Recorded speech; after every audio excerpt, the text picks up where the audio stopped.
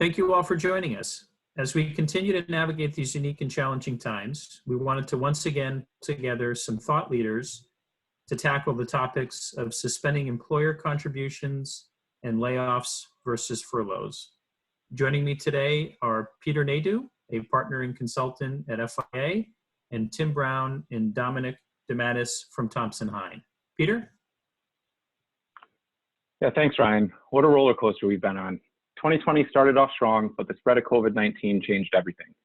In the second half of Q1, domestic equities pulled back more than 30% in some asset classes, and the VIX, a measure of volatility, spiked to levels we haven't seen since the financial crisis. Unfortunately, we saw equity markets recover a bit in the end of March, with the S&P ending the quarter down just about 20%. The Barclays Aggregate Bond Index performed well on a relative basis, returning 3.2% for the quarter, providing some protection for balanced portfolios and target date funds alike. Now, just this week, U.S. equity markets are up over 10%, while non-U.S. markets are in the mid-single digits. Following its move yesterday, believe it or not, the S&P has technically moved into a bull market. Since the S&P's low on March 23rd, the index has risen 23%.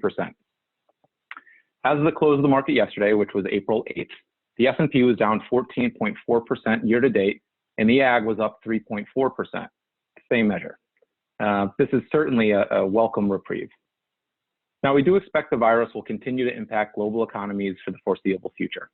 Recently, we've seen jobless claims spike, and the March reading doesn't even capture the full magnitude of the jobs lost due to the pandemic. PMI data for the US and most other areas of the world continues to come in below 50, which indicates a contraction. However, more recently, we've received some promising data from China, and we'll wait to see if that was a blip or the start of a trend. In today's environment, many organizations are faced with a number of difficult and complicated decisions born out of the social distancing practices necessary to overcome this virus. The $2+ trillion CARES Act is unprecedented and will help alleviate some of that pain, but it may take a while. In addition to their ongoing responsibilities, retirement plan committees are being asked to decide if they should allow for expanded loan and withdrawal options to provide participants greater access to their savings. In parallel, many organizations are having to focus on the long-term financial health of the company or university.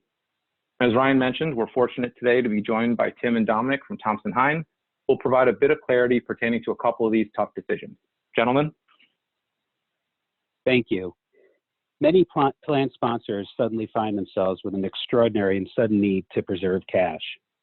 One way for plan sponsors to consider preserving cash, which we hope will be in the short term, is to determine whether changes can be made to the amount of the employer contributions that are being made to their 401k or profit-sharing plans. That analysis must start with a review of the plan terms in the plan document. Care should also be taken to closely review any related summaries and participant communications. A starting point in the analysis is to determine whether the contributions are discretionary or mandatory. For contributions to be truly discretionary, that means there's no provision in the plan that absolutely requires the contributions be made. Instead, the employers retain discretion whether to make the contributions. In that case, a plan amendment generally would not be required. Instead, in the ordinary course, the plan sponsor can simply choose whether to make the contribution or make the contribution in an amount less that would be typical, or even making it at a different time. In addition, the plan sponsor generally has flexibility in terms of the timing and the amounts. Generally, discretionary contributions can be made at any time up until a plan sponsor's tax return deadline, including extensions for the year. So, for example, as a result of the recent extension of the tax return deadline for many corporate entities until July 15th, the calendar year taxpayer plan sponsor has a longer period of time during which to decide whether to make a truly discretionary contribution for 2019 and to determine the amount of that contribution. In this regard, be very careful with the analysis. Certain plan provisions, such as, for example, allocation conditions that provide a right to a contribution, even a discretionary contribution, to anyone who happens to be employed as of the last day of the year, for example, would be locked in if a contribution is made, and that needs to be analyzed. Now, discretionary contributions can take the form of matching or non-elective contribution. Either type can be made on a payroll basis or at or after the end of the year. However, payroll-based is more common with a matching contribution than a non-elective. Even if discretionary, contributions that have already been made to participant accounts on a payroll basis would be protected. So again, it's important to understand the plan terms and plan operations. A retroactive amendment won't work to take contributions out of a plan that have already been made to participant accounts. However, a prospective amendment could be made, or an amendment could be made to reduce matches going forward. Plans that make matching contributions following the close of a plan year frequently impose conditions. As we noted, last day of the plan year, or sometimes something like a 1,000-hour service requirement. In that case, the right to an allocation might be protected and analysis would be required. Mandatory contributions are fixed in plan terms, and they must be contributed to the plan and allocated to participant accounts to the extent they're earned. If you're going to make an amendment in this regard, you need to be very careful with how that amendment is made. Depending on plan terms, an employee making an elective deferral may give up the right to a matching contribution on a payroll basis, or the match could be annual nature, or perhaps both. You need to use caution and review plan terms very carefully, but either way, you should be able to make amendments prospectively to reduce or suspend matching contributions. Special care needs to be taken with Safe Harbor 401k plans. The general rule is that Safe Harbor contributions can be reduced or eliminated following a 30-day period if certain conditions are met. There's a required notice, and participants must be provided the opportunity to change their elections.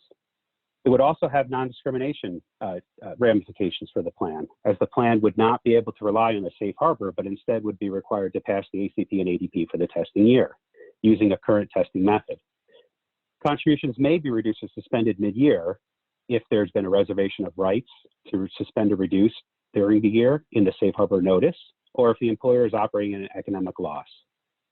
Other ways that employer contributions or employer can preserve cash, if you will, can come through scaling back features such as auto enrollment or auto escalation. Now, these aren't going to have the same level of effect as the other types of contributions, or say a reduction in matching going forward, but they can have an effect. One thing that's very important to keep in mind, any changes you're making to your participants, to your employee population, whether it be through layoffs or furloughs or terminations, which Tim will talk about in a minute, that's going to change the amount generally of the contribution that would be made to your plan. So while you're considering whether or not to make design changes as a plan sponsor in order to preserve cash, make sure that you're taking care to analyze the effect of any changes in your workforce in order to determine whether or not, or the absolute effect that the changes would have. Tim? Thanks, Dominic. We're going to go to another hot topic that's come up a lot here with 401k plan sponsors is what's the difference between a furlough and a layoff? Is it has significant ramifications with respect to your 401k plan. It also has ramifications with respect to your medical and health and welfare benefits, which we're not going to focus on here, but that's just something to be mindful of. A furlough, how it's being used, and it should be documented correctly, is a leave without pay. Is when you put employees on furlough, you're putting them on a leave of absence, but you're not paying them, meaning they're not terminated from employment. They're still employees. So you would treat them like anyone else that would be on a leave of absence. In that case, the employees are typically not getting any pay, so you have an issue with plan loans. How are the participants going to continue to pay back the loans? Many record keepers would allow employees to send in loan payments directly to the 401k record keeper. However, the recent CARES Act would allow a participant to suspend their loan payments for up to a year. But depending on the record keeper, they may have to be proactive and make an election to it, or that may happen automatically. But they would need to inquire to the plan sponsor or the record keeper on how they are going to administer that suspension of loan payments.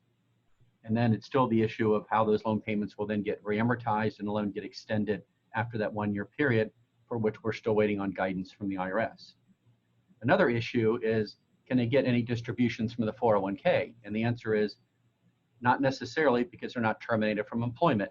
Therefore, they would only be eligible for whatever distributions they can get currently under a 401k plan as if they were an active employee. You could have age 59.5 distributions. You could have rollovers that could be distributed when they're still working, or whatever else your plan may provide. But typically plans only provide for an age 59.5 or over distributions, or potentially rollovers can be taken out during employment. So that's pretty restrictive of how they can get into their 401k if they need money because they are on an unpaid leave.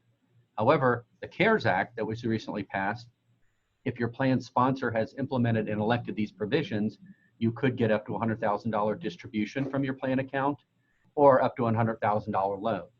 Here again, you would need to contact your plan sponsor or your plan record keeper to see if these provisions have been provided for in your 401k plan. The last issue is getting service credit. If employees are gone without pay, they're not getting hours of service for crediting towards vesting. If you have a vesting schedule in your plan, you count 1,000 hours, or eligibility. If you have an eligibility requirement that would require hours or at least 1,000 hours to get in the plan, or credit towards an annual contribution requirement, such as you have to work 1,000 hours during a plan year or calendar year to get an annual company contribution or profit sharing contribution. So if they're not getting pay, they're not earning hours, they will not be getting these credits towards eligibility, vesting, or company contributions. However, some plan sponsors are giving them credit for the leave without pay, so they don't miss anything. So it's something that needs to be addressed and then given credit if the company would like to do that. The next item is the difference then between furlough and layoff. And layoff is essentially a termination of employment. And that's clearly different from furlough. So when you're laying someone off, it should be clear that it's a termination of employment versus a furlough, which is a leave without pay. And with a layoff, since they're terminated, you have the same loan payment issues of how is the participant going to repay the loan if they're not receiving compensation. Here again, you have the same options that you had under furlough, whether they can pay directly to the 401k record keeper or take advantage of the CARES Act if you're eligible to take that extension of 1 year on the loan. But here again, you'd have to check with the record keeper or the plan sponsor to see if they elected those provisions. You do then have access to your entire 401k account. It's typically in a 401k plan, a termination of employment allows you to have access to the account to take a withdrawal in cash or to roll it over to another qualified 401k plan or IRA. You also then have to take advantage of the CARES Act $100,000 distribution option, which we talked about earlier, and that would help you with your taxes and ability to repay those amounts, which I think you can find additional information on the CARES Act here on FIA's website. The last issue with layoff, which is terminations, is whether or not you have a partial termination under your plan.